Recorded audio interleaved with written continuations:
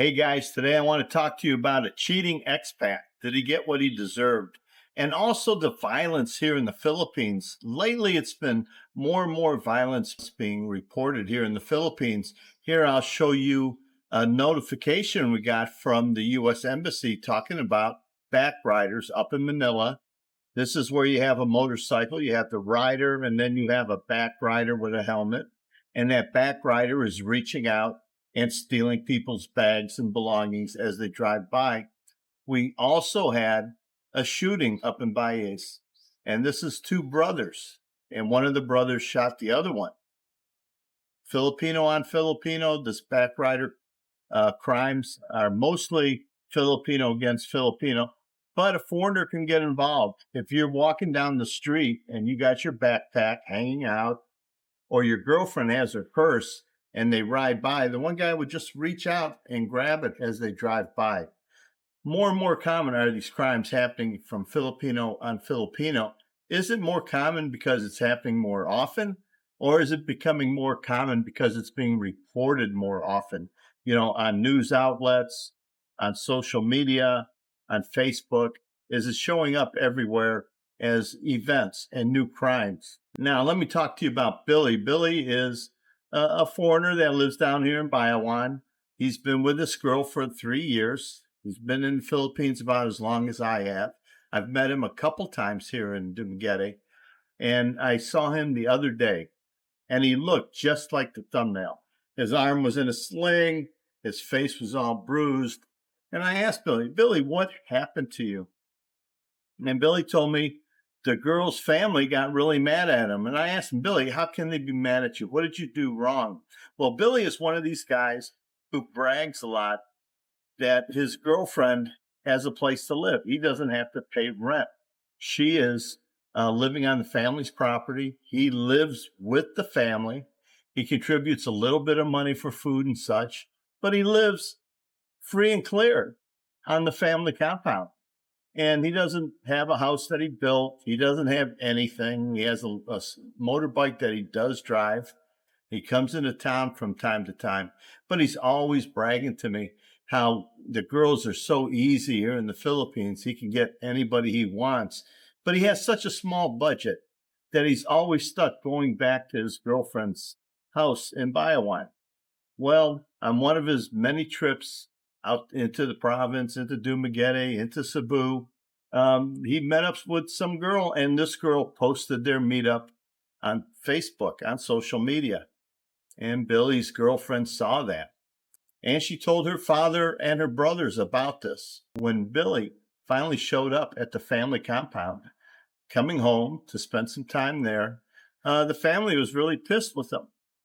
And the girlfriend confronted him, said, Billy, you're cheating on me. You're going out and meeting all these other girls when you're saying, oh, I'm going to go meet this expat somewhere, or I have visa issues to take care of. Billy's lying all the time, and Billy's just a liar. Billy is just not a really good person, but he's here having a great time. You know, he's one of these guys who thinks every girl is available to him because he has a pension, and he can just date anyone, anywhere, tell them whatever story they want to hear, just so he can get a little something. Well, when he got back and his girlfriend told her father and her brothers what went on, they all got together and they kicked the living out of Billy. And Billy was beat up pretty good.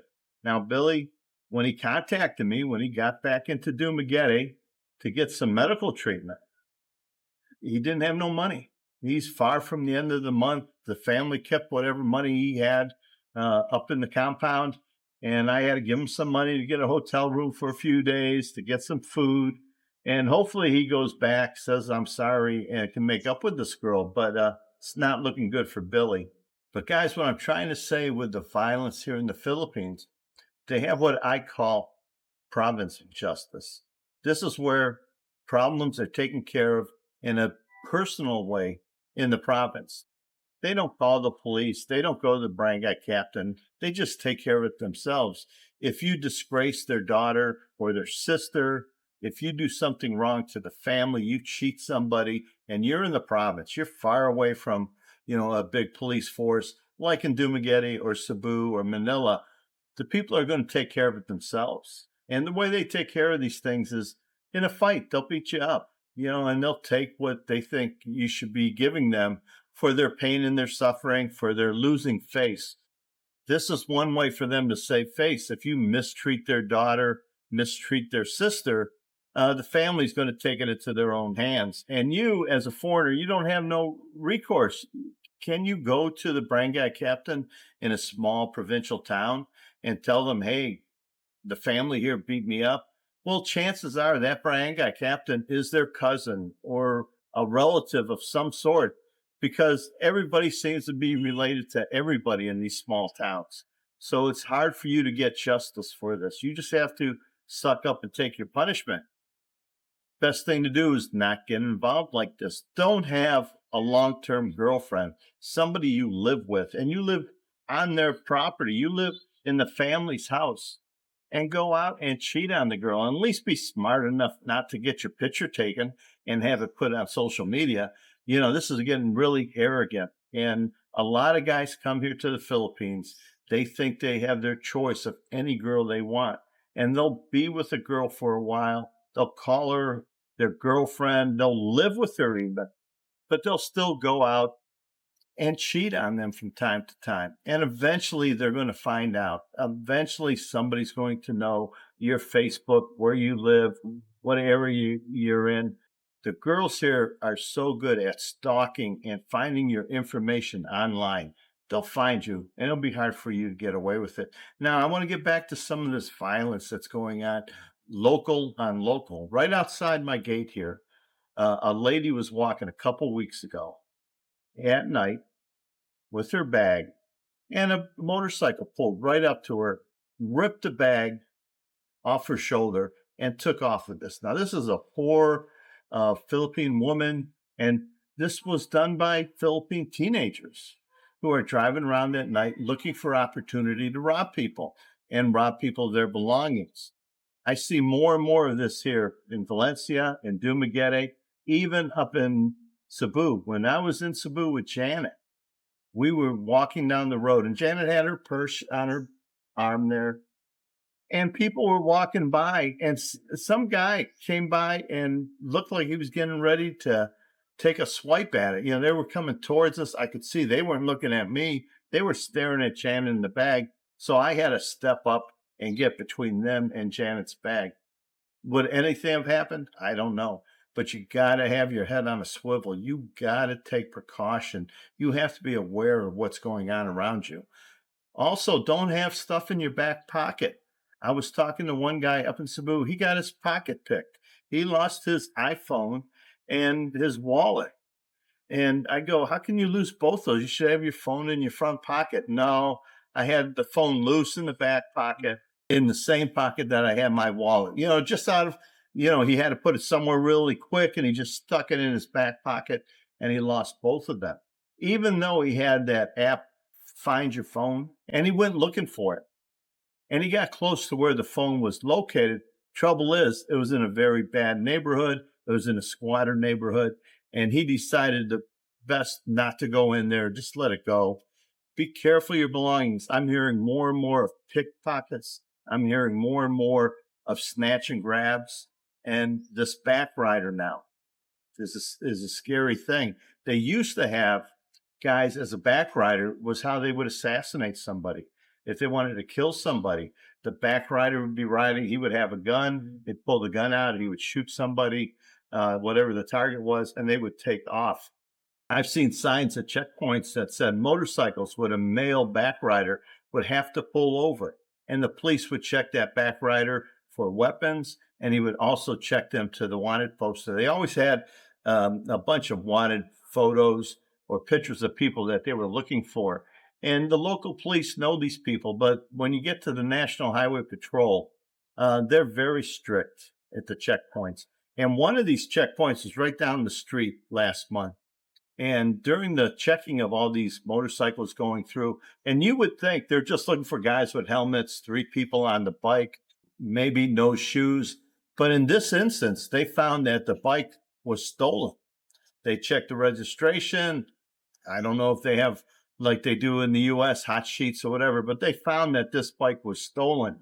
The 3 kids on the bike, all teenagers, were all taken down to the local jail here in TUBEBUDDY. So they are on the lookout for crime, people with stolen motorcycles. I did not think that was a crime here in TUBEBUDDY area, of the people having their motorbikes stolen. Now, I've heard of people having their tires stolen.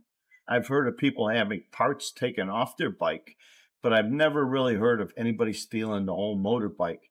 But I guess that is the thing here, that a lot of motorbikes get stolen. So I'm going to need to be a little bit more careful where I park my bike, having the key with me and making sure I have it locked. Crime is on the uprise. And again, a lot of this is crimes are being reported more and more often. As for the embassy, putting out that warning about, the back rider stealing people's bags and such, this is all around the embassy up in Manila. And read this. It's right here for you guys to read. Be careful. Be careful. Always be aware of your surroundings. Keep your head on a swivel. Billy, you need to go back home to your girl. You need to apologize to her and the family. And words are very easily said. Actions, they're always looking for action. So stay home for months. Stay home. Be a good guy. Take care of your girlfriend. She's let you live there for the longest time. You're part of the family. I don't know how you're going to do the little birthday parties and the parties that they have, or the get-togethers where they're all drinking. I think you're going to have to be careful and watch your words for a while. But I think the punishment fit the crime in Billy's case.